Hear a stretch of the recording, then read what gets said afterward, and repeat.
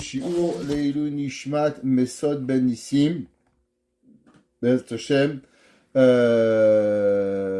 qui soit Bet Hashem avoir Tiye Nishmato Tserwa Bet Sorachaim. Malheureusement, un monsieur qui a été assassiné quand il avait seulement 18 ans. Tiye Nishmato Began Eden avec Akadosh Baruchu. Cela il y a plusieurs années. Alors, Teilim 61.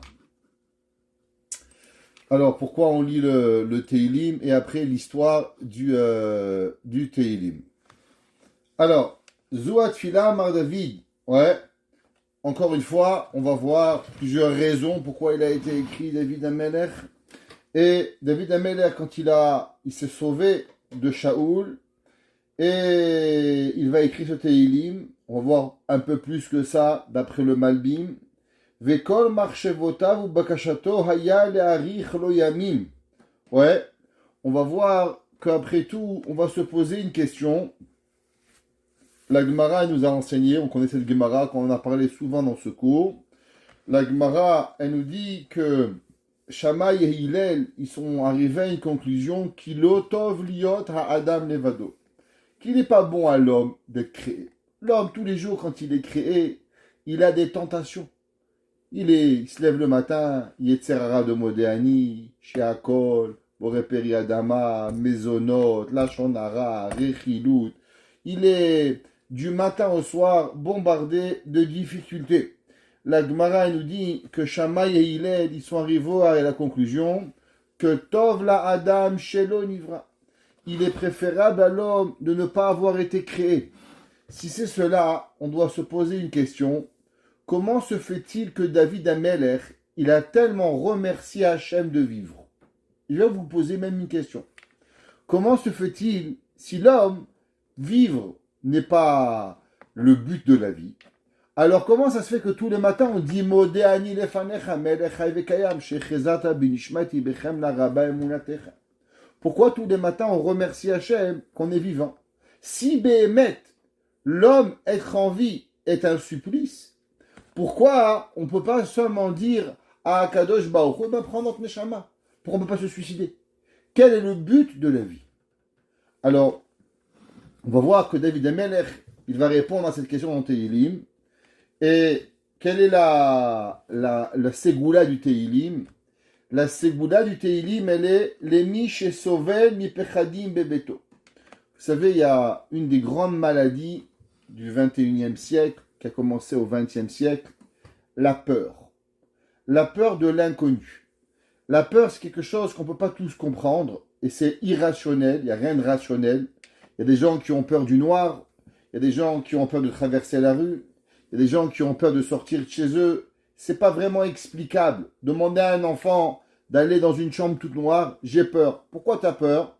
Parce qu'il ne sait pas ce qui peut arriver. L'enfant, plus il a de l'imagination, et plus la peur, elle vient. On sait que une des façons de vaincre la peur, c'est la émouna. Tant et aussi longtemps que l'homme, il va vivre avec Akadosh Baruch Hu et il sait que rien peut lui arriver sans que Akadosh Baruch Hu, il va décider, alors il n'a pas peur.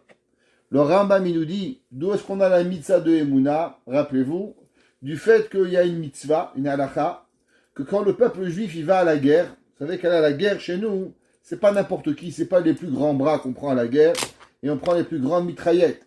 Chez nous, pour aller à la guerre, il fallait avoir, autant de David Amelech, il fallait être un tzaddik, il fallait, imaginez-vous Baba Saleh, imaginez-vous Raphaël Kanievski, c'est lui qui est à la guerre, c'est pas vous et c'est pas moi. Parce que nous, on n'était pas assez pieux pour aller à la guerre. Donc, on devrait avoir des gens qui étaient d'une piété extraordinaire. Un jour, le Chafetz Chaim, il avait 80 ans, il a dit, est-ce que vous imaginez qui c'est qui allait à la guerre au temps des Maccabim? Il a dit, s'il y avait eu les Maccabim, c'est moi, le Chafetz Chaim, qui s'est parti à la guerre. Le Gaon de Vina, il serait parti à la guerre, pas vous. Parce que vous n'êtes pas assez bien pour aller à la guerre chez nous. Donc, le peuple juif, la guerre, c'est pas facile. Et la Torah dit, Altira ve altechat. Tu vas en guerre, et là-bas, tu es 1000 juifs, face en toi, 1 million. La Torah dit, Altira ve altechat, n'aie pas peur. Comment tu peux combattre la peur? La peur, c'est pas quelque chose de rationnel, c'est irrationnel. Dit le Rambam, pas du tout. Parce que si tu es conscient à combien Hachem il est avec toi, alors tu n'as pas peur. La peur, elle vient, c'est quand tu as peur de l'inconnu, qui est que tu penses qu'il peut t'arriver quelque chose qui n'est pas prévu. Mais plus l'homme y comprend qu'il n'y a rien de prévu, et que tout est véritablement prévu, et qu'il n'y a rien d'imprévu, parce que Boré Olam, il est avec nous à chaque seconde de notre vie, alors automatiquement l'homme, il n'a pas peur. En tout cas, pour celui qui veut combattre les peurs, qu'il dise le Teilim 61. Et principalement, dès qu'il rentre chez lui à la maison, il y a des gens qui, leur maison les angoisse. Normalement, une maison, elle doit être une source de bonheur, elle doit être un endroit de paisibilité, elle doit être un endroit où la personne, il fait bon d'y vivre. Demandez à un enfant quand il est fâché, qu'est-ce qu'il dit? Je rentre chez ma mère. Pourquoi? Parce que la maison, c'est l'endroit où il est le plus sécuritaire. Un homme, il se sent mal. Qu'est-ce qu'il fait? Il va chez lui à la maison. La maison doit être l'endroit où il est béhémet, l'endroit le plus proche. C'est pas pour rien que Yaakov Avinu, comment Yaakov Avinu va appeler l'endroit d'Ashrina, le Yerushalayim, Vézé, Bet Elohim. La Gemara a dit que la maison de Dieu, elle n'est pas comme il a appelé Abraham, Har, une montagne. Elle n'est pas comme il a appelé Yitzhak, Sadeh, mais elle est comme Yaakov, il a appelé Baït. Quelle différence Baït? La Baït, c'est le moment où l'endroit où l'homme, il se sent bien. Le Beth Amikdash, c'est l'endroit où l'homme, le temple, il doit avoir la plus grande connexion à la Beth Knesset, à la Yeshiva, au Kollel. L'homme doit se sentir bien. Alors qu'est-ce qu'il va faire? Qu'il lise ce Teilim 7 fois. Dès qu'il rentre chez lui à la maison, s'il a des angoisses, dès qu'il rentre, qu'il lise Teilim 61 7 fois, et les angoisses, elles vont lui quitter, et principalement la peur. Personne qui veut avoir la longévité, il veut vivre vieux, Be'ezrat Hashem. On souhaite à la mamie de vivre vieux. Ouais, jeune mamie, mais une mamie qu'elle vit vieux, alors qu'elle dise aussi ce Teilim. Pour avoir une nouvelle maison. Vous savez qu'une nouvelle maison, c'est pas juste, c'est beau les murs, c'est beau les fenêtres, mais une nouvelle maison, c'est une nouvelle vie. Shane Makom, Shane Mazal. D'après la Torah, la maison, elle apporte énormément de choses à des personnes. Sans vouloir entrer trop dans le fanatisme, mais il y a énormément de personnes qui vont vous dire que dans leur enfance, par exemple, ils ont vécu dans une certaine maison, tout allait bien, leur père, leur mère, tout était bien, et un jour ils vont déménager, et là il va avoir une catastrophe derrière l'autre, une maladie, une mort, et ainsi. C'est pas rien. La maison, elle apporte énormément de choses. Shane Makom, Shane Mazal. Construire une maison et faire des rénovations, c'est quelque chose de terrible. Rabbi Nachman de Breslev, il a énormément d'enseignements, à savoir comprendre que construire une maison peut mettre les gens en danger. C'est pas pour rien que le peuple juif, il a appelé les villes qu'ils ont construites en Égypte, dit Rabbi Nachman, Are Miskenot, des villes Miskenot, qui vient du mot Misken, et Sakana, Pitom et Ramsès. Il dit Rabbi Nachman qu'au moment où un homme il construit, alors il vient Besakana, il vient en danger. C'est pour ça que construire une maison, vous allez voir, il y a beaucoup de films d'horreur. Ouais, des gens qui vont vous dire qu'ils ont construit des maisons, ça marche pas, ça a brûlé, ça s'est cassé, ça demande beaucoup de choses. Quand on rentre dans une nouvelle maison, c'est pas pour rien qu'on fait une Chanukah Tabaït. On amène à la maison 10 hommes, on fait des Teilim, on dit des psaumes, on dit du Zohar, pour apporter une bonne énergie et une bonne bracha à la maison. Avoir une maison, tiye betechab patuach lirvacham, tiye bet va'ad lachachamim. Notre maison doit être ouverte aux invités, elle doit être ouverte à la Torah. Plus la maison, elle devient une maison de Torah, et plus la maison, elle prend une fonction dans la vie du judaïsme. Et c'est pas facile. C'est pour ça qu'il faut, en particulier, qu'une personne, s'il veut avoir de la bonne chance dans sa maison, qu'il dise le Teilim 61. Comme ça, c'est marqué dans le livre Raphaël Hamalach. Ouais, là-bas, il dit que quand on achète une maison, quand on rentre dans une nouvelle maison, on rénove une maison, dire le Teilim 61. Alors maintenant, allons voir un petit peu c'est quoi ce Teilim 61. Alors, David Ameller, quand est-ce qu'il a composé ce Teilim? Alors, juste remettre en partie un petit peu tout ce qu'on a appris. David Ameller, il va être couronné roi par le roi Shaoul quand il avait 12 ans.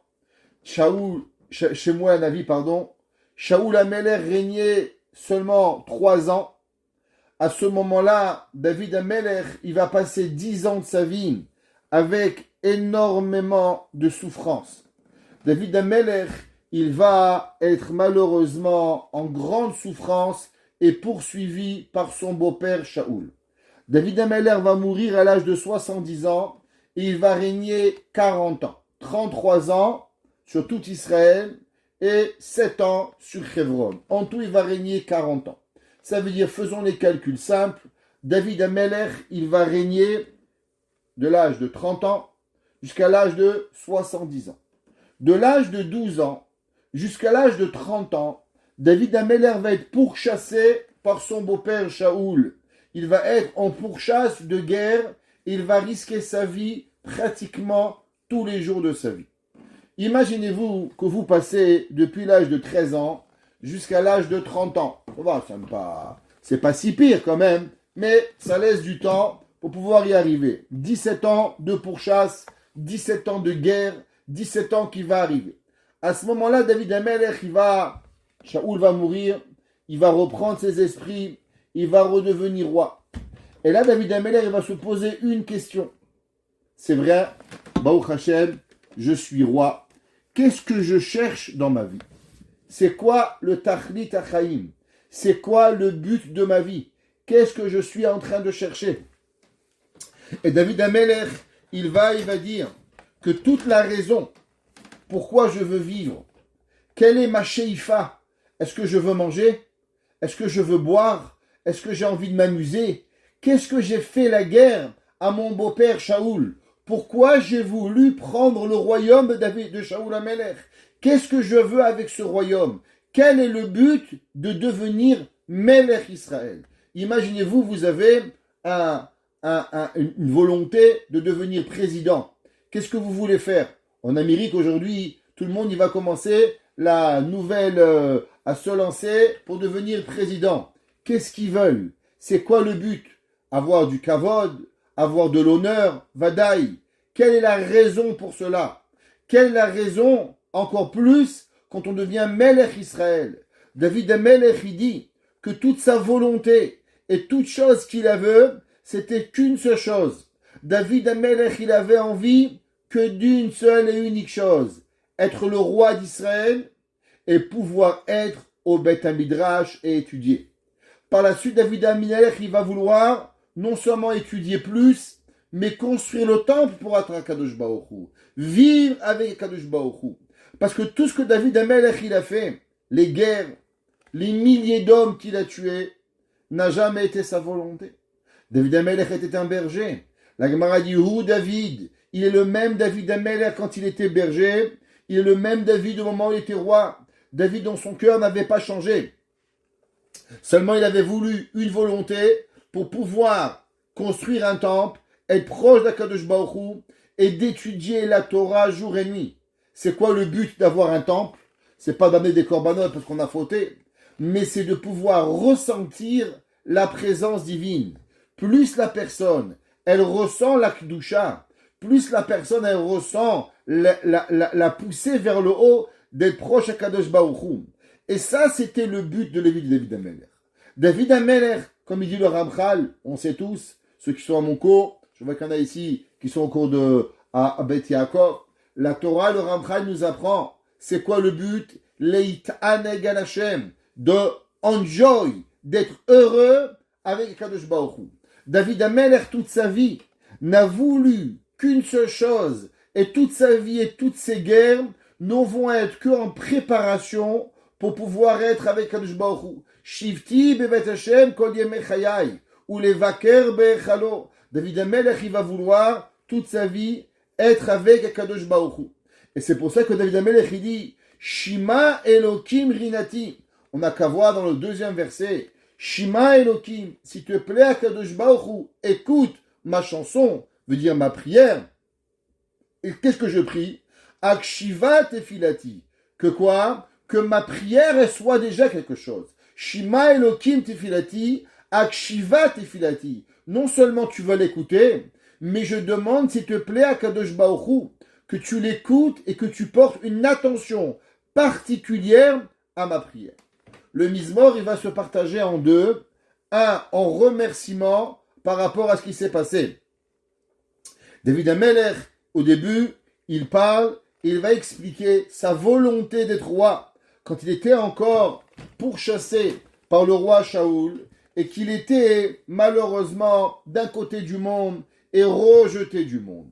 Et dit David Ameler, Miktse haaretz, du bout du monde.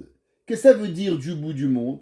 Quand j'étais rejeté, j'étais pourchassé et j'étais arrivé au bout d'Eretz Israël. Ouais, on sait que David il est arrivé à Moab, il est arrivé jusqu'à l'Iran, il est arrivé jusqu'à l'Irak. Elecha ekra be'atof libi. Et à toi, Kadosh Baruch Hu, j'ai crié, j'ai prié. Nous dit Rashi, Afalpi shani rachok me'anashai. Même que je suis loin de tous mes gardiens, mes hommes de guerre avec toi, Elekra etov be'atof libi. À toi, Kadosh Baruch Hu, je vais te prier parce que tu es mon rocher. J'étais en danger. Et Akadosh Baruch Hu, il dit, Betsu yarum imeni. Quand je me suis sauvé, alors Akadosh Baruch Hu, là-bas, j'ai su que toi, tu étais avec moi. On sait que David Ameler, il s'est sauvé et il est arrivé à une place qui s'appelle Tsurya Elim. C'est marqué dans Shmuel Aleph, chapitre 24, verset 1. Pour regarder là-bas, dans Shmuel. Shmuel Hanavi, il dit que quand David il s'est sauvé de Shaoul, là-bas il est arrivé à une place qui s'appelle Tsur Hayaelim, le rocher des biches, pas Omabiche, non, ok. Alors le rocher des biches, vous allez voir celui qui suivait, ok, il y en a qui suivaient un petit peu. Alors c'est où là-bas? Si vous voulez en Israël, c'est pas loin de Ein Gedi, où il y a les sources d'Israël, et c'est l'endroit qui est très haut, en hauteur. Et là-bas, qu'est-ce qui se passe? Il y a énormément de cerfs et il y a de biches avec ses grandes cornes. Et l'endroit, il est très haut et elle s'appelle Tsurya Elim. Et c'est là que David Amelech il dit Betsur Yarom, dans le rocher. Alors Akadosh Baruch Hu, Yarum mimeni tantreni, Akadosh Baruch Hu, tu étais avec moi. Rav Yaakov Meir Scherter, il nous explique et nous dit, qu'est-ce que ça veut dire? Miktse haaretz, du bout de la terre. Ouais. Alors, j'étais avec Akadosh Baruch Hu pour pouvoir y arriver. Il dit que on sait que l'homme, il doit être dans un principe qui s'appelle Emet. Ce matin, on a expliqué au cours de Bet Yaakov qu'il y a le mot Emet. C'est quoi le mot Emet? Le mot Emet, il est composé de 3 lettres. Aleph, Mem, Tav. Aleph, c'est la première lettre de l'alphabet. Mem, c'est le milieu de la lettre de l'alphabet. Et Tav, c'est la dernière lettre de l'alphabet. C'est ce qui représente en vérité les 3 étapes de la personne juive. Aleph, ce qui représente qu'on est en haut. Qu'est-ce que ça revient du mot Aleph? Le mot Aleph vient du mot Alouf. C'est quoi Alouf? Général, fort. Aloufo shel olam, le maître du monde. L'homme, des fois, il est quoi? Malheureusement, il est, ou bien heureusement, des fois plutôt, il est en haut, il est fort, où il est. Des fois, l'homme, il est en bas, c'est le Tav. Tout en bas, quand il n'y est pas à la table, il est à la cave. Il est tout en bas, il n'arrive pas. Et des fois, l'homme, il est au milieu. De n'importe quel endroit où l'homme, il se situe, l'homme, il doit être toujours avec Akadosh Baruch Hu. Savoir le Yetzer Hara, il fait une guerre, et on va la voir, toute notre vie, pour savoir est-ce que tu es proche de Dieu, à combien tu es loin de Dieu, à combien le Yetzer Hara, il a envie de nous faire sentir loin d'Akadosh Baruch Hu, pour qu'on est même plus important aux yeux de Dieu, de façon à ce qu'on est capable de faire qu'est-ce qu'on a envie. Il y a une chose qu'il faut savoir, David Amelech, il dit Miktse haaretz elecha ikra. Au bout de la terre, au bout du monde, dans n'importe quelle situation où je suis, je dois vivre avec la vérité. L'homme, il doit toujours vivre avec le Emet. Ki Hashem wa Elokim en od milevado. On sait que Akadosh Baruch Hu, il est là. Il est impossible de pouvoir changer Akadosh Baruch Hu. Et même si des fois, on a l'impression qu'Hachem nous a abandonnés, on vit dans une période où on est dans Hastara.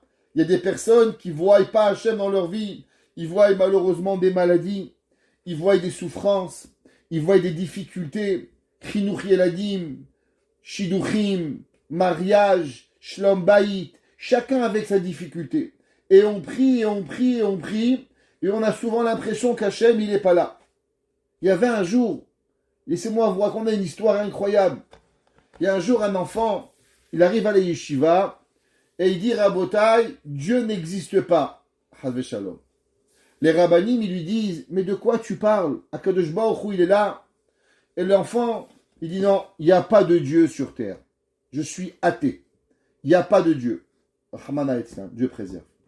Alors les rabbanim, ils ont essayé de lui expliquer. Il ne voulait rien savoir. Et il continuait avec sa volonté de cultiver l'athéisme dans la yeshiva à l'endroit d'études. Les rabbanim n'ont pas eu le choix que de devoir renvoyer cet enfant. Et malheureusement, ils l'ont renvoyé avec perte et fracas, en le traitant de mauvais garçon qui ne croyait pas en Dieu, et le reste de l'histoire que vous connaissez. Alors les parents n'ont pas vu venir la chose. Ils ont été très choqués de l'attitude de leur enfant. Alors ils sont partis voir le Rav Yaakov J.J. Jacobson, tout le monde connaît, Yaakov Yosef Jacobson, un grand speaker américain, grand éducateur du 21e siècle. Et le Rav, il lui dit, explique-moi comment tu es arrivé à la conclusion que Dieu n'existe pas.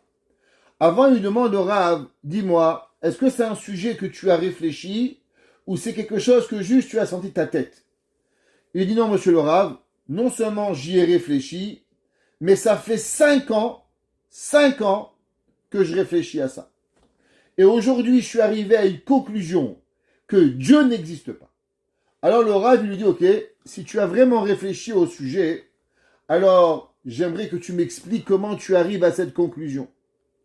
Alors il lui dit, écoutez monsieur le Rav, vous comprenez bien que s'il y avait un Dieu sur terre, alors le Dieu ne pouvait pas créer l'humain pour lui faire du mal.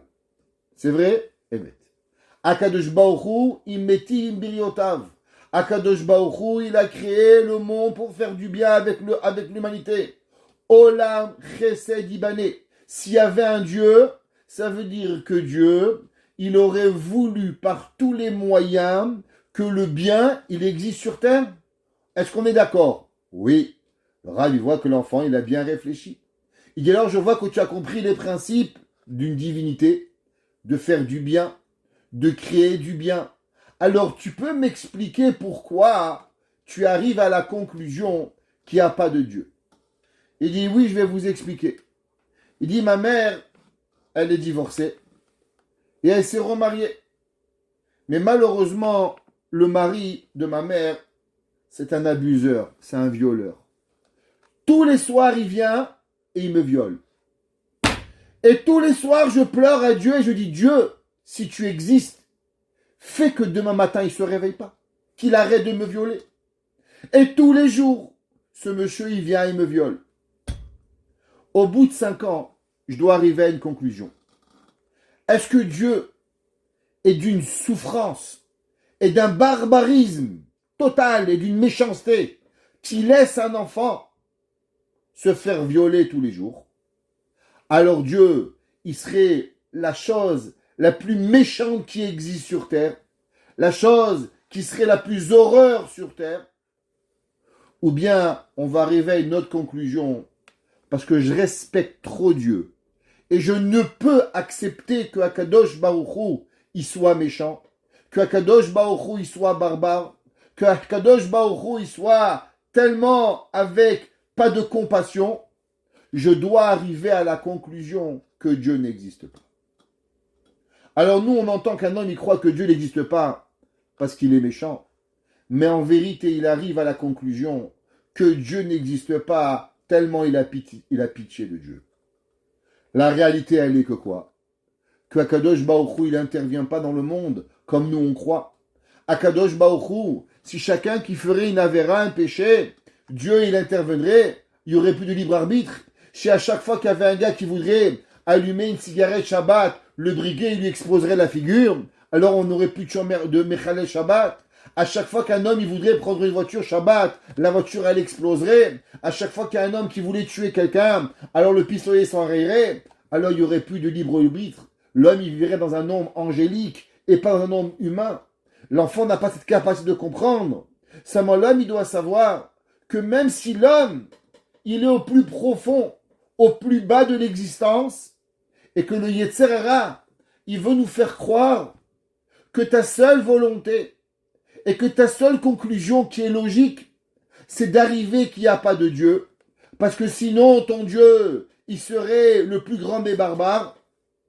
Nous sommes obligés d'arriver à la conclusion qu'Hachem il est Yachid Miuchad, parce que Akadosh Baruch Hu il est Emet, et que même si l'homme il est poussé au bout de ses limites, à l'endroit de la plus grande des souffrances qui puisse exister, alors David HaMelech il dit Miktseh haaretz, au bout de la terre, au bout de tout ce que je peux arriver, alors je dois croire à Akadosh Baruch Hu. Il y a des fois, il y a des gens qui ont tellement fauté. Ils ont volé, ils ont violé, ils ont tué, ils ont menti. Et là, des fois, il a envie de changer. Des fois, il a envie de devenir une bonne personne. Alors il se dit, est-ce que je deviens une bonne personne? J'ai fait trop de péchés. Je ne peux plus rien faire. Un jour, j'ai parlé à un enfant de 19 ans. Je lui dis, viens, fais tchouva. Baruch Hashem, cet enfant, aujourd'hui, il est marié en Israël dans un kollel. Mais à un moment dans sa vie, il avait fait des tellement loin d'Hachem. Il m'a dit à Kadosh Baruch Hu, Rabbi, il veut plus de moi. J'ai fait tellement de Averot que même Dieu, il veut plus de moi. Ce qui est faux. Akadosh Baruch Hu, même si l'homme il va le plus loin possible, la tchouva elle existe. Ouais. Et l'homme, il doit fermer ses yeux. Et l'homme, il doit avancer pour pouvoir que Akadosh Baruch Hu, il nous a fait. L'homme, s'il a fumé 20 cigarettes Shabbat, il a envie d'en fumer une 21e cigarette. Et il se dit, mais c'est Shabbat. Alors il dit, après tout, j'ai fumé 20 cigarettes. Quelle différence entre 20 cigarettes et 21 cigarettes? La réponse, elle est fausse. Parce qu'un homme qui se retient, même de fumer une 21e cigarette le jour du Shabbat, eh ben alors, Béhémet, il fait une mitzvah. Il sera puni pour les 20 cigarettes qu'il a fumées. Mais il sera aussi récompensé pour la 21e qu'il n'a pas fumée. Un homme, il a dit 397 milliards 778 914 la shonara. Il dit, bah, c'est pas grave, un petit en plus, un petit en moins. Après tout, on n'est pas là. C'est faux. L'homme, arrête. On peut mériter le Olam Haba par s'arrêter de dire un moment de la shonara. Et l'homme, il doit réveiller son cœur. L'homme, il doit faire à chaque chose qu'est-ce qui arrive. Ça veut dire que même si on se sent tellement rabaissé, tellement dénigré par nous-mêmes, David HaMelech, il dit, Miktseh haaretz, aussi loin que tu peux être dans la vie, Elecha ekra, à toi je dois appeler Akadosh Baruch Hu. N'écoutez jamais votre Yetzer Hara qui vous dit, t'as trop fauté, tu peux plus prier, tu peux plus rien faire, c'est fini ta vie. Notre vie, elle est jamais finie.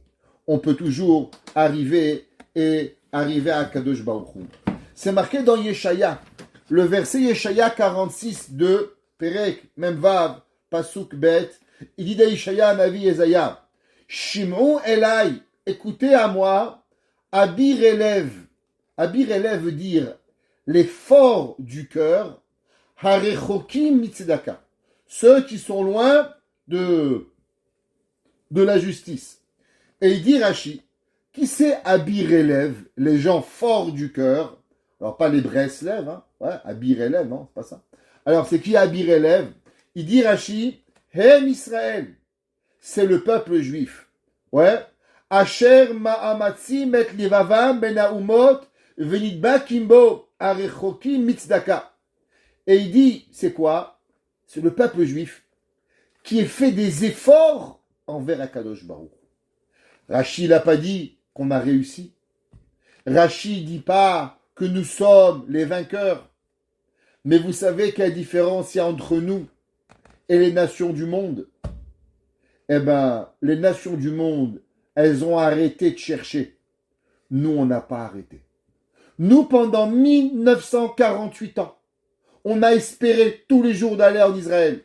On est mort, on a essayé et on a réessayé. Les nations du monde ont dit, vous y arriverez jamais. On dit, c'est vrai. Mais ça ne change rien qu'on peut essayer. Et un jour, c'est arrivé. La même façon, Mashiach. Ça fait 2000 ans qu'on pleure à Mashiach. La même façon que un jour, on a eu Israël, on ne sait pas comment, un miracle, et je suis pas sioniste. Eh bien, Mashiach peut arriver pareil. Ça peut arriver en un moment. Ouais. Que Am, Kolzem, Kurovim, il dit Rashi, ouais, que veut dire Harecho, Kimitzdaka, que malgré que Akadosh Baruchou, il nous fait pas toujours montrer ce qu'on veut voir. On aimerait voir que les gentils gagnent, que les méchants y perdent. On aimerait voir que ce qu'on fait c'est bien. Il dit Yeshaya, Shimu Elai, écoutez à moi, Abir élève, ceux qui essayent, même qui sont loin de la justice.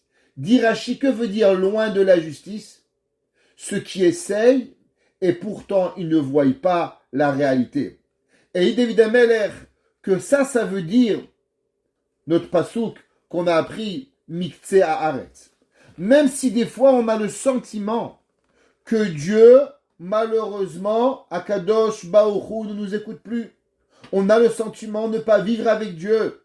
Chazve Shalom, de croire quelque chose comme ça. Attention nos tucs et continuons à croire avec Akadosh Baruch Hu. Ouais, il doit arriver. C'est pour ça que David Amelech, il écrit et il dit dans le pasouk que même si la personne, elle est loin de la Kedusha, même si la personne, elle a le sentiment d'être loin. Vous savez, quand on lit David Amelech dans Teilim, vous vous rappelez dans le premier cours de Teilim qu'on avait dit, je ne me trompe pas, c'est dans le cours 1-2. Il y avait cours 1-1 et 1-2. Je crois que c'est dans le cours 1-2 de Teilim. On avait dit que David Amelech, il parle de difficultés de Emouna. David Amelech, il parle de sentiment d'être loin d'Akadosh Baruch Hu. Mais de qui il parle, David? David est prophète. Dieu lui parle. Alors comment David, il peut dire qu'il se sent loin de Dieu quand toi tu es prophète? C'est facile. Mon père, il disait qu'en 1968, il y avait les hippies. Mais il y avait deux genres de hippies. Il y avait les vrais hippies qui vivaient dehors et il y avait les hippies riches. C'était quoi les hippies riches? Ils avaient la carte de crédit American Express Gold platine dans la poche. De temps en temps, ils allaient à la douche, ils faisaient un bain, ils se coupaient les cheveux, un nouveau jeans, et ils repartaient. Ils faisaient pas pareil. Il y avait les vrais étudiants qui ont fait la révolution, et il y avait les faux. Il y avait les pauvres, il y avait les riches. Pareil, ouais, il faut savoir que il y a deux genres de personnes. David Amelech, il vivait avec Hachem. Alors pour qui David Amelech il a prié? David Amelech, en vérité, il a prié pour nous. David Amelech, il a créé une autoroute. Vous savez, on a dit souvent, à quoi ça sert Teilim? Eh bien, Teilim, c'est des chemins que David Amelech, il a créés. David Amelech, il a créé 150 chemins pour 150 difficultés que nous avons. Et au moment où nous avons une difficulté, on a juste à ouvrir la pharmacie, prendre le médicament qu'on a besoin et repartir. Qu'est-ce que c'est un GPS? C'est quoi une carte? Alors il y a une carte, il y a un gars qui a tracé un trait du point A au point B pour pouvoir y aller. Et avec ça, tu peux y aller. Il y a un gars, il passe dans une route, sur le Waze, il écrit travaux. Tu ne peux plus passer. Il y a 1 million de personnes qui vont savoir que maintenant, tu ne peux plus passer dans cette route, pas dans une différente route. Pareil, David Amelech, il a dit attention, ça c'est une difficulté. Là c'est facile. Là on avance. Là on se rapproche d'Akadosh Baruch Hu. Parce que si au niveau de David Amelech, à son niveau qui était prophète, au niveau où il parlait avec Akadosh Baruch Hu, eh bien lui à des moments dans sa vie, il s'est senti en difficulté. Comment imaginez-vous, nous, on n'est pas prophète, comment on peut se sentir des fois abandonné par Akadosh Baruch Hu? Le Rambam, il écrit dans Ilchot Deot. Le Rambam, il dit qu'est-ce qui se passe s'il y a un prophète? Il ne fait pas ce que Akadosh Baruch Hu, il lui a prophétisé. Alors le Rambam il tranche que le prophète, il est coupable de mort. Les commentateurs, ils demandent une question, ils disent, je ne comprends pas. Nous, on nous a expliqué que c'est quoi la Emouna? C'est parce qu'on doute de Dieu. On ne sait pas vraiment s'il existe. On se pose vraiment, est-ce qu'en haut, il y a quelque chose? Est-ce que vraiment Hachem, il est là? Je vous demande une question. Comment on peut douter quand on est devenu prophète? Quand un homme, il est arrivé au niveau de la prophétie, que Akadosh Baruch Hu, il lui parle, et il lui dit Yeshaya, Yirmiya, Yecheskel, Chizkiyahu, Malachi, parlez à Hachem. Comment le Rambam peut avoir une halakha? Qu'est-ce qui se passe quand un prophète, il croit pas à sa prophétie? Mais comment un prophète, il peut douter de la Emouna? C'est pas un prophète, c'est un profiteur. Comment ça marche? Dit nos livres sacrés. Écoutez bien ça. Ne croyez pas que l'homme qui était devenu un prophète, alors il avait perdu toute notion de la réalité. Akadosh Baruch Hu, il lui parlait. Mais au moment où Akadosh Baruch Hu, il lui parlait, quand Dieu il arrêtait de lui parler, alors il ressentait un tellement grand vide à l'intérieur de lui qu'il avait même un Yetzer Hara de savoir est-ce que c'était vrai. Est-ce que ce qu'il avait entendu d'Akadosh Baruch Hu, eh ben, c'était une réalité. Et si vous voulez croire que c'était seulement les petits prophètes, et si je vous dis que un des plus grands prophètes, il a eu ce Nisayon. Et c'est qui ce prophète? C'est ni plus ni moins que Avraham Avinu. Tous les Mefarshim me demandent, c'est marqué Vaelokim, Nissa et Avraham. Akadosh Baruch Hu, il va faire un test à Avraham Avinu. Et il va lui dire, Kach, et bincha, et ichidecha, asher ahavta, vehaleu leola. Prends ton fils que tu aimes, qui est premier-né, et mets-le comme holocauste. Et tout le monde demande pourquoi ça s'appelle un Nisayon. Pourquoi Kadosh Baruch Hu dit Vahelokim Nissa? Mais si Dieu il te parle, il n'y a plus de Nisayon. La réponse est qu'on s'est tous trompés. On s'est tous trompés de ce que ça veut dire la Emouna. La Emouna, c'est pas parce que tu parles à Dieu que tu n'as pas d'Emouna. La Emouna, elle est même quand tu parles à Kadosh Baruch Hu. Alors quand Hachem, il arrête de te parler, alors tu as un doute. Et Avraham Avinu, qui parlait à Dieu, qui était un énorme prophète, Akadosh Baruch Hu, il a dit Hamechase animé Avraham. Akadosh Baruch Hu Kaviachol, il avait même honte d'agir sans dire à Avraham ce qu'il allait faire. Et pourtant, quand Avraham il va recevoir la 10e épreuve de prendre son fils et de le monter sur le Misbéach, Avraham a venu, il va dire mais comment ça marche? D'un côté, Hachem me demande de mettre mon fils sur un autel. De l'autre côté, Hachem me dit Ki be'itzrak karelech hazara, car de Yitzhak tu vas avoir une descendance. Alors comment les deux ils peuvent marcher? Mais Dieu il t'a parlé, il t'a pas parlé. Alors Dieu il dit A, Dieu il dit B, c'est quoi le problème? Ouais, parce que toi Dieu t'a jamais parlé, tu penses que c'est comme ça. Mais quand l'homme il se sent tellement proche d'Hachem, quand Hachem il arrête de lui parler, si l'homme il va pas avec la simplicité, avec la tmimout, avec aller dans ce que Akadosh Baruch Hu te donne, alors tu n'es pas capable d'avancer.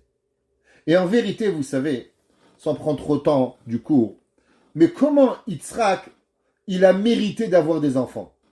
Alors c'est marqué dans le Zohar qu'en vérité Yitzhak, il ne pouvait pas avoir des enfants. Est-ce que vous vous êtes jamais posé la question, pourquoi Avraham Avinu, il a attendu que Yitzhak, il a 40 ans pour le marier? Il n'y a pas une halakha à la Torah, Shmona Esrei Lechoupa. Pourquoi Behemet, Yitzhak va attendre, Avraham va attendre que Yitzhak, il a 40 ans pour le marier? Nous dit le Zohar que Yitzhak, en vérité, il est né avec une âme féminine. Il y a deux genres d'âmes.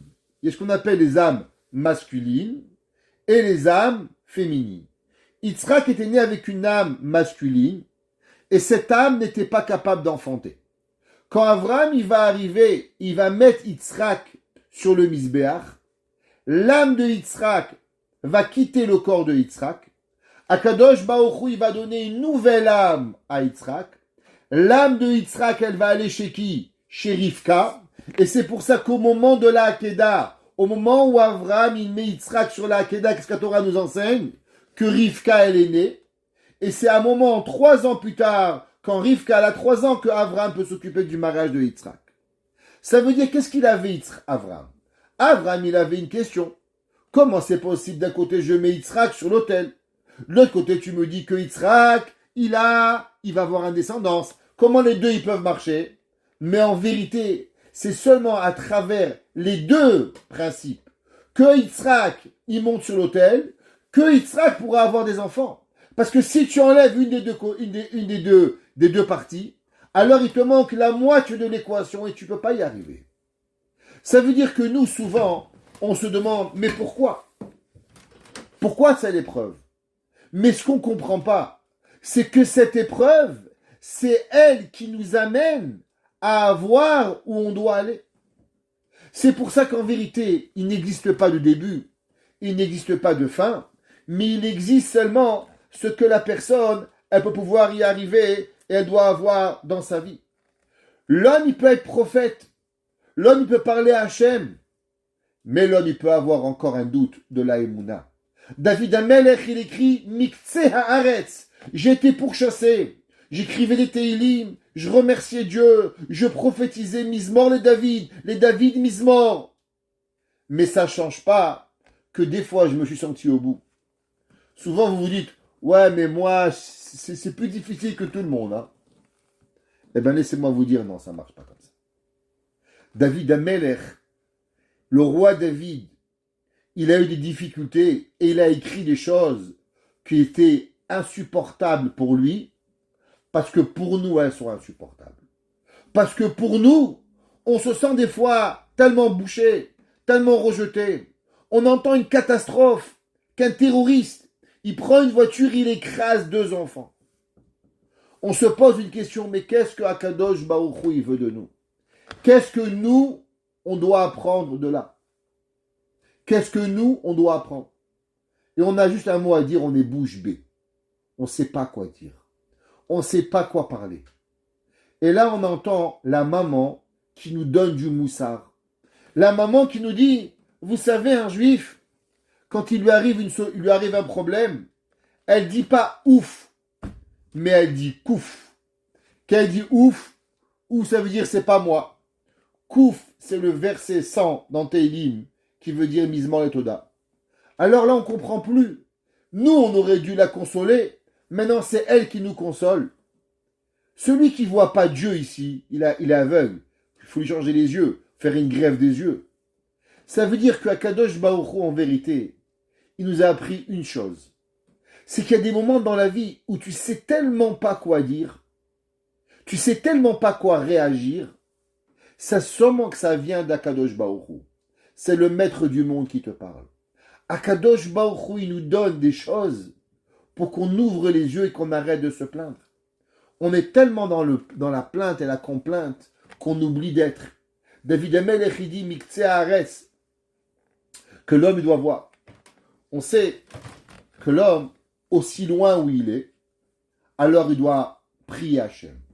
David Amelech, il écrit Mima Amakim Kerati Hachem.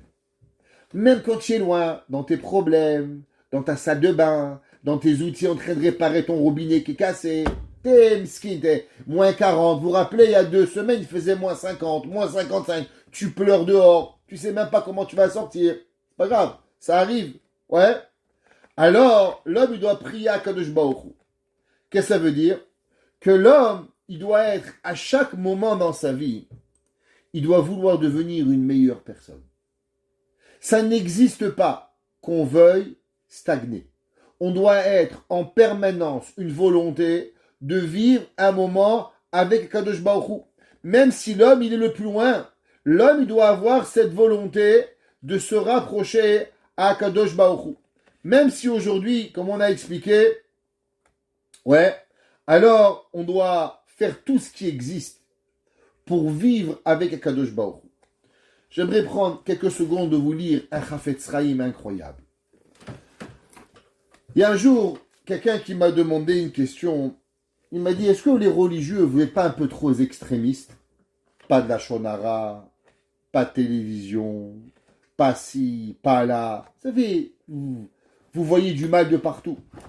Prenez les pas religieux, les goïms, ils vivent tranquilles, ils vont à la plage, ils sont en maillot, il n'y a pas des gens qui violent personne, ils sont bien. C'est pas un peu malade, vous les rabbins, vous voyez du mal de partout.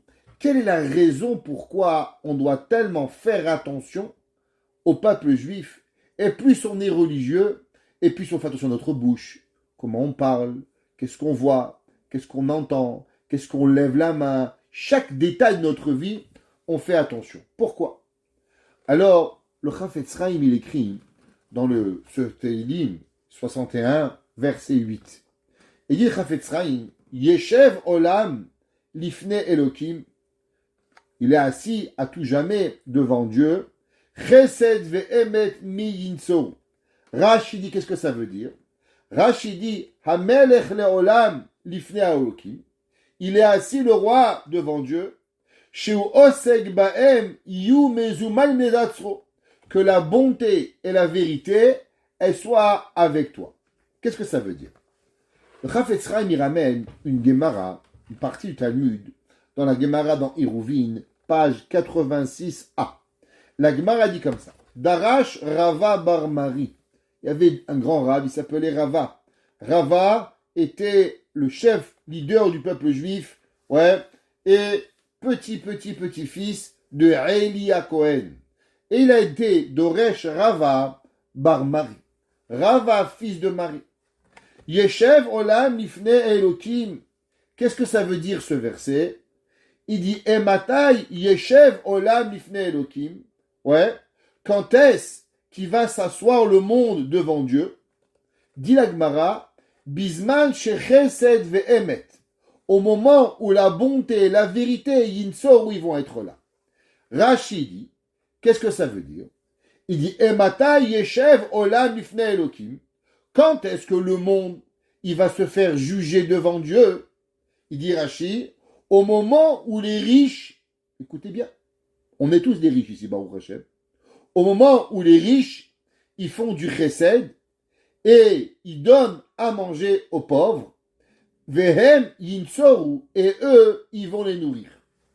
Alors, il dit le Chafetz Chaim, qu'est-ce que ça veut dire que le monde se fait juger quand les riches, ils donnent de la bonté, de l'argent et du pain aux pauvres, alors ils vont se nourrir? Il dit, le Chafetz Chaim, qu'on sait que dans le monde, plus on est proche du roi, et plus c'est un honneur, mais de l'autre côté, c'est plus dangereux. Plus la personne, elle se trouve en situation de rapprochement avec la royauté, le roi, le Melech, et plus il peut être, chaque faille, elle peut lui être fatale. De l'autre côté, bien sûr, il peut avoir plus de droits. Alors, plus la personne, il veut être devant Akadosh Baruch Hu. Qui c'est qui est assis devant Dieu, le Chafetz Chaim, il dit? Quand on est à la yeshiva, on est au kollel, on est shomer Shabbat, on garde kashrut. Plus on fait des mitzvot, et plus notre proximité avec Hachem, elle est grande. Alors au moment où Akadosh Baruch Hu, il s'assoit avec toi, au moment où tu es avec Dieu, qu'est-ce que tu as besoin? Tu as besoin de faire excessivement attention. Pourquoi tu as besoin de faire excessivement attention? Parce que la proximité du roi, elle peut être faillible à la personne, que le roi, Dieu préserve, il peut t'enlever la vie en une seconde. Pourquoi? Parce que là-bas, il y a les anges. Là-bas, il y a les malachim, séraphim. Quand tu joues au hockey dans une ligue de garage, c'est pas grave. Tu te fais pousser par un gars de 85 ans, il va pas t'arriver grand-chose. Mais quand tu joues au hockey dans la ligue majeure avec le Gretzky, je sais pas comment il s'appelle, qui font du patinage à 100 à l'heure, Coco, t'as pas un bon casque, traumatisme crânien en 2 minutes. Donc quand tu joues avec les nations du monde, c'est pas grave. Mais quand tu es avec Hachem, quand tu joues au football, au soccer, et que tu as avec toi Messi ou Platini, ils sont à côté de toi qui te font une feinte, tu touches pas le ballon. Zinedine Zidane, il te double, tac, tac. Même pas que tu vas toucher le ballon. C'est dangereux. Les Havdil. Quand tu es proche de Dieu, et que tu as là-bas Michael, Gabriel, Uriel, les grands malachim, que eux, Moshe Rabbeinu, il a peur d'eux. Moshe Rabbeinu, il monte au ciel, il dit Dieu, je peux pas leur parler, ils vont me brûler avec leur bouche. Ouais, que l'homme, il a peur. Alors, qu'est-ce qui fait que l'homme, il peut être jugé par Dieu? Imaginez-vous, on arrive Rosh Hashanah, on arrive Kippour, on est à la Beth Knesset, on est l'endroit le plus saint du monde. Aujourd'hui, il n'y a plus de temple, il y a la Beth Knesset, il y a les anges avec nous. Vous n'avez pas un peu peur? Vous ne sentez pas un peu la Yirat Shamayim? Et là, on se dit, mais c'est quoi mon atout? Comment je peux faire pour avoir une bonne vie? Comment je peux faire pour que Kadosh Baruch Hu, il me juge bien? Comment je peux faire que je me fasse pas déchirer par les malachim? Ouais. Alors, il dit le Chafetz Chaim, pour cela, qu'est-ce qu'il faut? Il faut qu'il a deux qualités. La première qualité, qu'il soit Emet, un homme droit. Emet, ça veut dire qui tu es. Comment tu es avec ta femme, comment tu es avec ton copain, comment tu es avec Dieu, comment tu es avec tes enfants, comment tu es dans ton business. Est-ce que tu es un roublard, un menteur, un trafiquant? Qui tu es? Ish Emet. Et qu'est-ce que c'est la vérité? Le Emet ne peut exister que si l'homme, il vit avec la Torah. La Torah, elle t'apprend à être Emet, que ça soit quand tu poses ton premier pied par terre, jusqu'au moment où tu relèves ton pied le soir pour dormir, alors ça c'est la Emet. Ça c'est la Torah qui va t'apporter. Ouais. Et ça, et la deuxième chose, quand l'homme il peut arriver, c'est quand l'homme il est chesed. Vous savez c'est quoi les deux choses que les malachim ne peuvent pas faire? Les malachim ne peuvent pas faire du bien avec autrui, parce qu'ils sont des robots. Ils sont robotisés. Fais pas, mange pas, bois pas. Ils ne comprennent pas les besoins de l'autre. Tandis que nous, on comprend. Moi, je comprends que ma mère, elle veut que je l'appelle au téléphone, ça lui fait plaisir. Moi, je comprends que mon voisin, il aime que je lui laisse un peu d'espace pour se garer. Moi, je comprends que la voisine, elle a eu un Mazal Tov, ça lui fait plaisir que je l'appelle. Il y a une madame, sa fille à la couche, un petit mot gentil, ça fait tellement plaisir. Quand nous, on a une simcha, les gens qui nous appellent, ça nous touche tellement qu'on attend rien qu'une autre simcha pour partager avec eux. Ça peut être du chesed tellement facile, c'est rien du tout. Proposer un gâteau, proposer quelque chose, que eux ils veulent ou qu'ils veulent pas, on espère qu'ils veulent pour participer. Mais sinon, même le fait qu'on nous a proposé, c'est tellement gentil, ça fait tellement du bien. Le chesed n'existe pas chez Malachim. Un malach, il voit un homme qui fait du chesed. Vous savez qu'est-ce qu'il dit le Chafetz Chaim? David Amelech, il dit, le malach, il te voit, il veut te brûler, il veut te déchirer. Si tu as fait du chesed, il dit, mais comment je peux le déchirer quand lui, aussi petit, infime, zéro, nul, bon à rien qu'il est, mais il fait quelque chose que moi, je ne peux pas faire.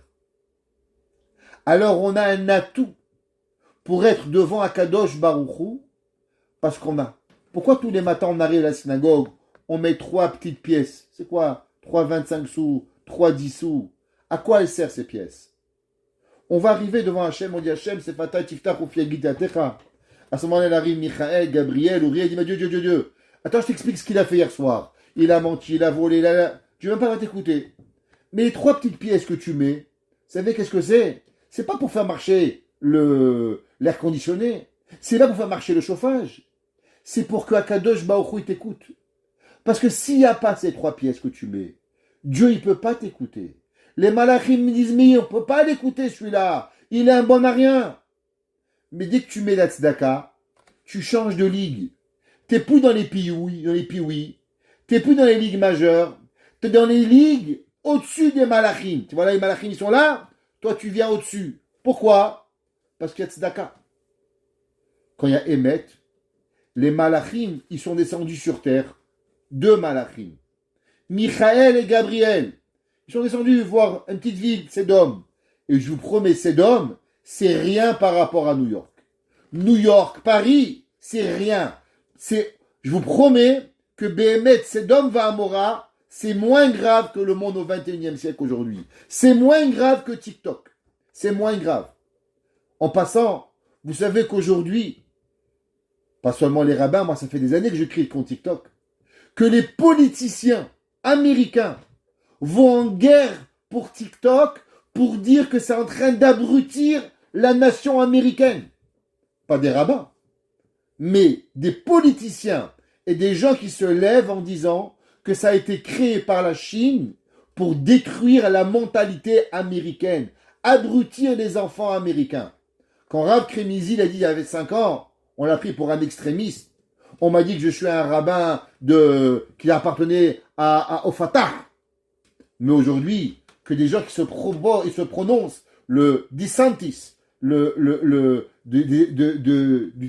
la Floride, il dit aujourd'hui que TikTok est l'ennemi juré des Américains. Écoutez ça. Il dit le Chafetz Chaim que c'est pour ça que c'est marqué dans le Yerushalmi.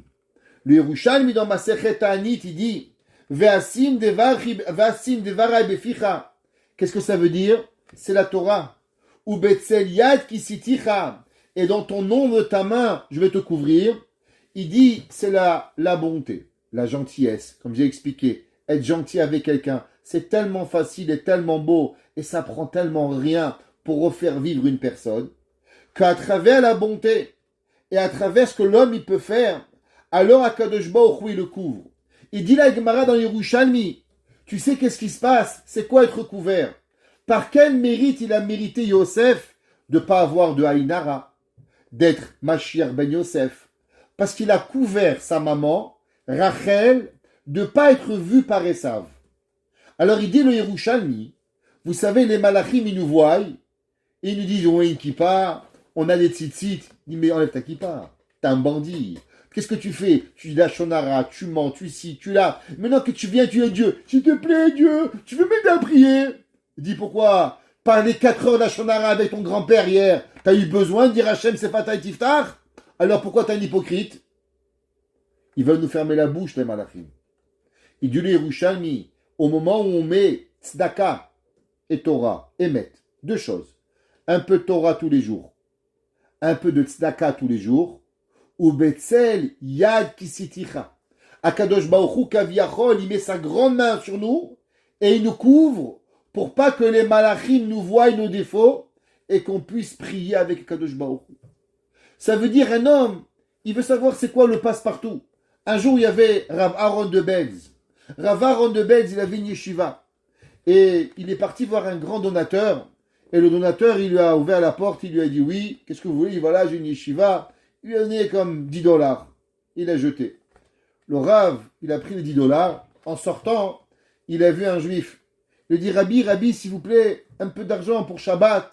Alors le Rabbi lui a donné $20. Alors il dit, maintenant on remonte chez le juif. Le Rav, il remonte chez le même. Et le gars, il dit oui, il lui ouvre la porte. Baruch haba Rabbi. Et il le donne, il a mangé et à boire, il honore, il lui fait un chèque de $200,000. Alors les élèves disent, Rabbi, je comprends pas. Le premier, $10, le deuxième, 200,000, mais c'est la même personne. Il dit, lui, oui, moi, non. Mais après que moi, j'ai donné la tzedaka à un juif, je suis plus le même. Quand un homme, il n'a pas de tzedaka dans lui, alors il a tous les dinim, il a toute la rigueur sur son cœur. Les malachim, il empêche de pouvoir briller. Mais l'homme qui fait du bien autour de lui, alors au Betzel Yad Kisitira, Akadosh Baruch Hu, il te couvre, tes défauts, ils n'existent plus. Alors Akadosh Baruch Hu, il peut écouter ta prière, et il peut arriver. Shaosek Batora, Zoche Veyet Viyoshe Betzelo Shel Akadosh Baruch Hu. Il dit le Chafetz Chaim, que celui qui étudie un peu par jour, un peu de bonté, et comme j'ai expliqué, ça ne doit pas être de l'argent, ça peut être un appel téléphonique, ça peut être juste appeler quelqu'un que tu sais qui passe un moment difficile, prendre 2 minutes de ton temps, lui envoyer un message, Shabbat Shalom, Chag Sameach, comment vas-tu, comment va ta fille, tu sais je fais un télim pour ta fille qui n'est pas mariée, qu'est-ce que je peux faire pour toi, est-ce qu'un gâteau va lui faire plaisir, ou elle vend des choses simples de la vie. À combien l'homme, il doit aimer cette mida. Le Chafetz Chaim, il dit, vous savez, il y a des gens, ils parlent de chesed. Ma femme, il n'y a pas longtemps, elle était vraiment très déçue. elle avait le cœur très gros. Pourquoi? Elle appelle une personne, elle dit, s'il te plaît, tu peux m'aider? Elle lui dit non. Et après, elle appelle, dis-moi, tu connais pas hein, où est-ce qu'il y a un groupe où je pourrais faire du chesed? Ça, ma femme, elle lui demande de l'aide. La femme lui dit non. Et à la fin de la conversation, elle lui demande, dis-moi, tu connais pas un groupe WhatsApp où je pourrais m'inscrire pour faire du chesed? Mais comment c'est tellement débile? Tu dis non au chesed, on te propose un chesed, mais tu veux faire partie d'un groupe pour avoir du chesed. Qu'est-ce que ça veut dire? C'est que tu veux faire du chesed, mais t'aimes pas le chesed. Le Chafetz Chaim, il lui dit, qu'est-ce qu'on doit apprendre de ça? Qu'on a des robots, aller tous les matins 3 pièces, comme ça on a le passe-partout. Encore une fois, quelque chose qui nous bourre le crâne pour être bête. Chafetz Chaim, il dit non. Le Chafetz Chaim, il demande encore la même chose. Comme on a dit ce matin, on répétera tout le temps. Une maman, elle va toujours se lever, elle va cuisiner, elle va s'occuper des enfants. Ça n'existe pas, à part chez les fous, à l'asile psychiatrique, 5e étage de l'hôpital juif, ouais, à Bassins, en France, hôpital des fous. Les mamans normales, elles font, et elles font, et elles font, et elles font, sans jamais s'arrêter. Pourquoi? Parce qu'elles aiment leurs enfants. Dit le Chafetz Chaim, si tu comprends ce que je viens de te dire, c'est pas juste que tu vas le faire, c'est que tu vas aimer le faire. Ça veut dire que tu vas avoir un amour de la Torah, tu vas avoir un amour de la vérité, tu vas avoir un amour de pouvoir faire le chesed. Ouais. Il dit tsarir liot lo ahava lemidazou. Il dit le Chafetz Chaim, il faut que tu envies de tout ton cœur, que tu réfléchis comme un homme qui aime le chocolat. Connaissez la blague? Et un jour, un gars, il va voir un psychiatre. Et il dit, oui, monsieur, pourquoi vous venez me visiter? Il dit, rien, tout va bien. Il dit, mais vous venez voir un psychiatre, il n'y a pas pour rien. Il dit, non, rien. Il dit, mais un petit quelque chose. Il dit, ouais, j'aime les crêpes. Il dit, vous aimez les crêpes? Il dit, oui, moi aussi j'aime les crêpes. Il dit, venez chez moi, j'ai 2 maisons pleines de crêpes. On peut aimer les crêpes, on va par 2 maisons. Mais dans le chesed, c'est pas comme ça. Si tu aimes le chesed, deviens un ambassadeur de chesed. Deviens un ambassadeur de Torah. T'as aimé le cours chez Madame Coriat, t'as fait un cours chez toi. T'as fait quelque chose, t'as amené un rave, t'as donné, tu as fait. Non, tu ne tiens pas. Parce que quand tu aimes, tu partages. Le Rambam, il dit, le Rambam, il écrit et il dit, dans la mitzvah de Ve'ahavta et Hashem Elokecha, il dit le Rambam, comment tu sais si tu aimes Dieu? Allez, je vous demande une question. Comment, c'est quoi votre thermomètre de savoir si vous aimez vraiment Dieu? Je dis, ouais, je pense à Dieu 3 fois par jour. Je dis, pourtant, Hachem, il pense pour toi 24 heures par jour, 60 minutes, 360 jours par année. Alors, comment tu sais si tu aimes Hachem? Le Rambam, il dit une seule chose. Tu sais comment tu sais si tu aimes Hachem? Est-ce que tu parles d'Hachem autour de toi? Est-ce que tu appelles ta mère, ton frère, ta soeur, ton grand-père, ta grand-mère? Tout le monde, tu lui parles d'amour de Dieu. Le Rambam, il dit, tu ne sauras si tu aimes Hachem, dans le Rambam, Halakha, c'est pas du moussard. Dans le Sefer HaMitzvot, le Rambam, il écrit, seulement quand ton amour, il va être, quand tu vas vouloir partager. C'est comme quand tu vas à Maxi, tu vois le jus de raisin, 2,99. Tu fais la photo à tous les groupes WhatsApp. Rabotaille, le jus de raisin, il est en spécial. Pourquoi? T'aimes bien quand on voit des petits cœurs. Merci, t'es sympa, t'es la meilleure. T'aimes bien? Eh bien, c'est pareil. Tu sais quand est-ce qu'on va savoir que tu es gentil, que tu es bon? Quand tu vas aimer Akadosh Baruch Hu. Ouais. Il dit le Chafetz Chaim, quand l'homme il va aimer, alors c'est là qu'il va le trouver. Si l'homme, la personne, elle n'aime pas, alors chez lui, c'est pas encore un acquis. C'est qu'Hashem Yazmin lo Hashem la asot chesed veyasena begeder hashlemut. Vous savez qu'est-ce qu'il dit le Chafetz Chaim? Il y a des gens, ils prient Hachem, Hachem s'il te plaît, je veux faire du chesed. Et d'un coup, il y a Madame Krimizi qui t'appelle. Allô, tu peux m'aider? Non, j'ai pas le temps. Il dit le Chafetz Chaim, le chesed ne peut pas venir quand toi tu veux. Si tu attends d'être prêt, d'avoir rien à faire, ta maison nickel, tes chaussures cirées, ton manteau sur toi, les enfants à l'école, ton mari qui n'a pas besoin de toi, et c'est là que tu vas avoir besoin de faire du chesed, eh ben mon cœur, tu vas jamais avoir le temps de faire du chesed. Impossible. Tu sais quand est-ce que tu vas y arriver, te dit Akadosh Baruch Hu, mon fils chéri, c'est quand tu vas être tellement vouloir faire du chesed, c'est que tu vas, au moment où tu t'attends le moins, où tu penses que tu ne peux pas arriver à faire du chesed, et quand on va t'appeler pour faire du chesed, tu vas le faire. Dis le Chafetz Chaim, c'est là que tu vas savoir que tu vas aimer le chesed. Quand est-ce que Avraham Avinu, la Torah, nous parle de la Chanasatochim de Avraham Avinu? Le jour Avraham, il avait Brit Mila, 8e jour, 3e jour, en train de mourir, 50 degrés dehors à l'ombre, et Avraham, il a fait du chesed. Ah, ça c'est du chesed. Au moment où tu ne dois pas le faire et tu le fais, ça s'appelle Gemut Chassadim. Akadosh Baruch Hu dit, mon cœur, je t'adore, mais tu sais quand est-ce que tu vas me faire toi que tu m'aimes? Quand tu auras toutes les raisons de pouvoir ne pas le faire, mais tu le fais quand même. C'est là que tu vas avoir. Il dit le Chafetz Chaim, va avurze, yevarecheu Hashem. Tu veux la bracha? C'est pas moi. Le Chafetz Chaim, il dit, c'est à ce moment-là qu'on reçoit la bracha d'Hashem. Et quand l'homme, il va aimer, alors il dit le Chafetz Chaim, que tu vas pousser les gens à le faire, alors c'est là que Be'emet, que Akadosh Baruch Hu, il va nous aider.